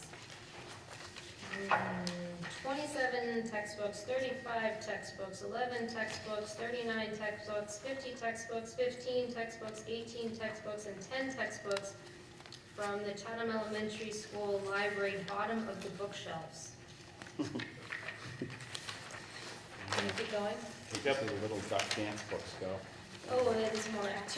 One workbook, 15 textbooks, 10 textbooks, 4 textbooks, and 6 textbooks, also from the library at Chatham Elementary School, bottom of the shelves. Is 6 additional textbooks, 8 textbooks, 6 textbooks, 10 textbooks, 1 workbook, 1 teacher's guide, 1 workbook reading assessments, 1 workbook for practice, and 4 additional workbooks for practice, also from the bottom of the shelves at the Chatham Elementary School Library.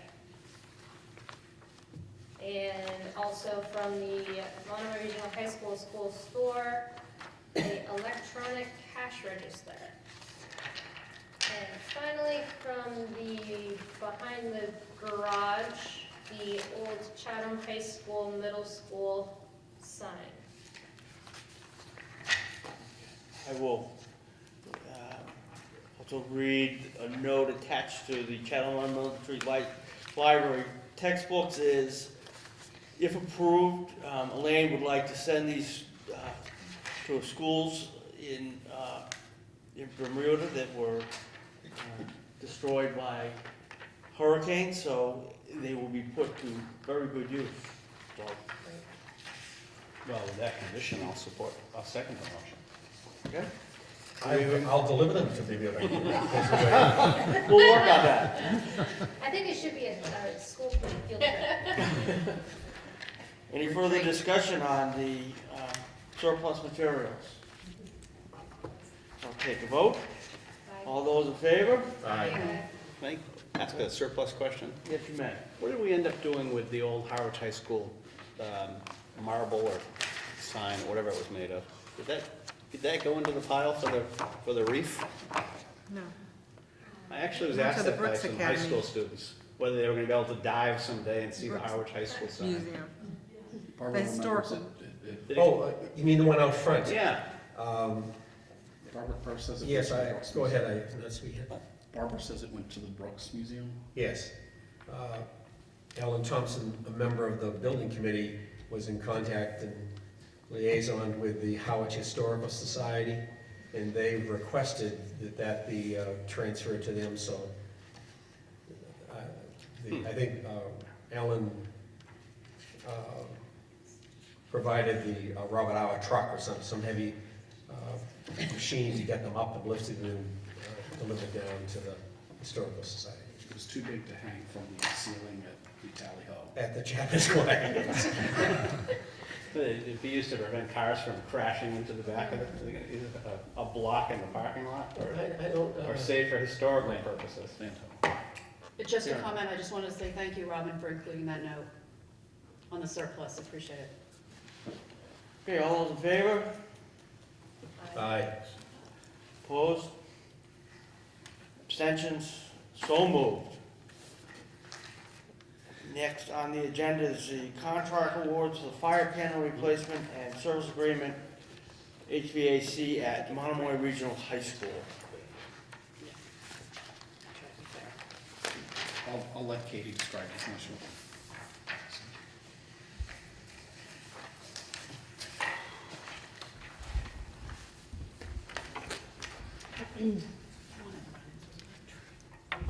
So we went out to bid for the fire panels and the HVAC system.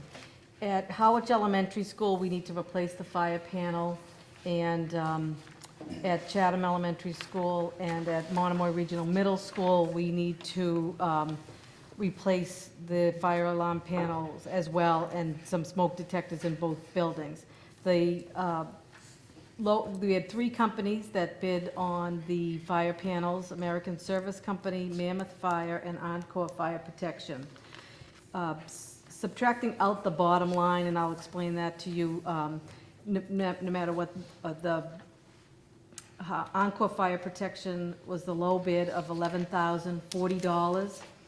Mammoth Fire, $20,037.35, and American Service Company, $22,400. I contacted all of the references indicated by Encore Fire Protection, and spoke with them today, and feel very comfortable in awarding them the bid. What I would like to say, though, is it's a little misleading when I tell you that it's $11,040. Up above in the bid speculations, we identified all of what we believe, all of the smoke detectors that do need to be replaced in the building. However, if an additional smoke detector or 2 or 3 are found to be in need of replacement, each additional one is at $90 per detector. So the award amount is not the $11,040, it's that and $90 per smoke detector that they come across. We did a pretty comprehensive review, so we believe we captured the majority of the smoke detectors that need to be replaced. So it should be not too many rogue ones that we find. So my recommendation would be to award the contract to Encore Fire Protection, with the hopes that they could start and do the work over February vacation when the students are not in the building. So for the Howard Elementary. So then if we look down below,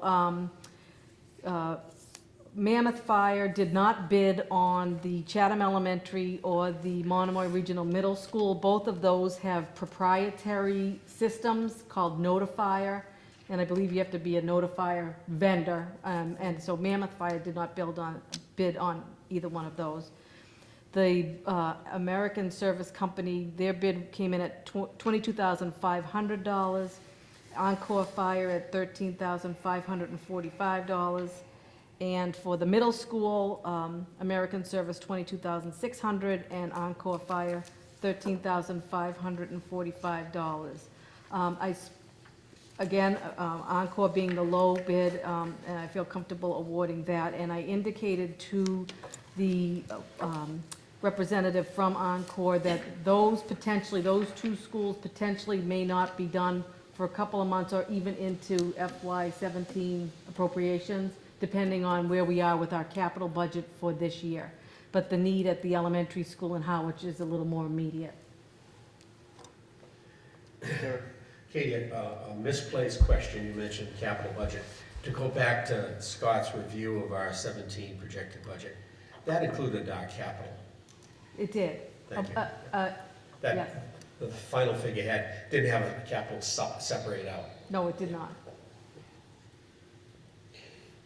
Carbon monoxide detectors, We don't have those in the schools. not even in the mechanical room? I don't know. I can ask. You check on that, please? Okay. they're not required. We had an interesting conversation we had an interesting conversation with the chiefs. I was talking with the Chatham chief a year ago because it came up, do you put detectors in or not? And it all gets into, there aren't, you don't have everyone asleep in a house. One would say that many of the students are sleeping sitting up, so. No. Yeah. Certainly We not can from the ask. chair from Chatham. Any other questions? Do I have a motion to accept the Oncomer Fire Protection bid to replace fire panels and smoke detectors? I would move to, Okay. Second? Second.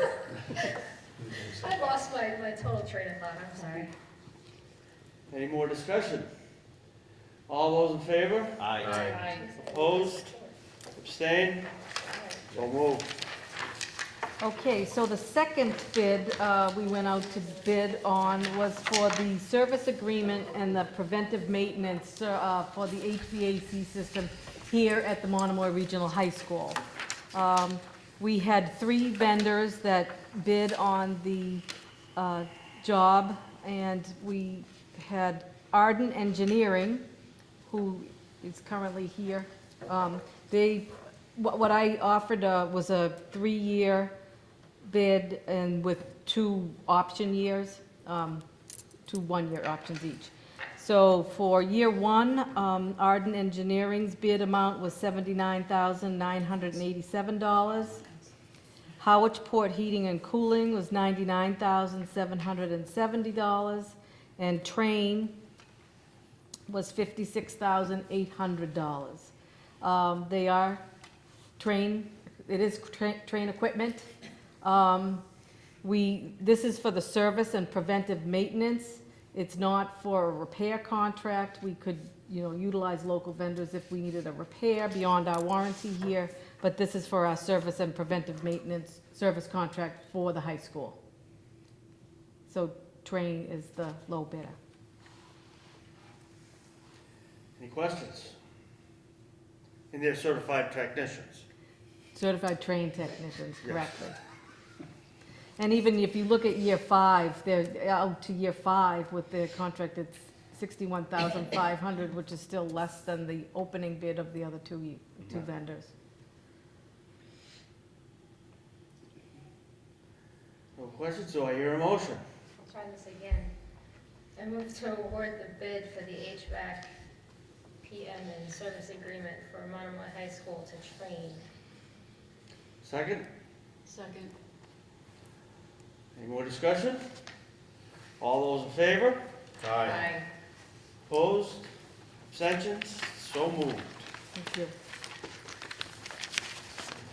Next on the agenda is the restraint policy. This is our second reading, so are there any comments on the proposed policy for physical restraints of students as presented? I will entertain a motion to accept this as a policy for the Monomoy Regional School District. So moved. Do I have Second. a second? Any more discussion? All those in favor? Aye. Opposed? Abstentions? So moved. Next on action items is the indoor air quality tool for schools. This also is the second reading. Are there any comments? Yes, I have a question. There's a slight difference in this one than last one, and the only thing I noticed was on the last one, it said food should not be left in classrooms overnight, and this one omits overnight. Was there a reason for that? No, just a typo. Okay. Which do you recommend, Scott? I think the leaving overnight, I think, is what the spirit, I mean, that's what you want to control. Right. It's to not have rodents come in and that, that it's not there for extended periods of time and growing mold. I mean, obviously, it would be there during the school day. I think it's a good catch. So should we,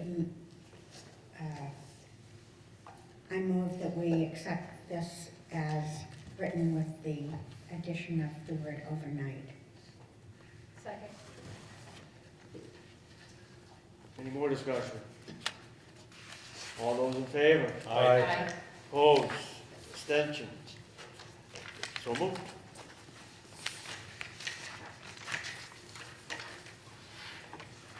So concludes our regular agenda. I'd like to entertain a motion to go into executive session. So moved. Second? Take a roll call. Yes? Aye. Aye. Aye. Aye, and we will not be coming back to regular session after our executive session is done.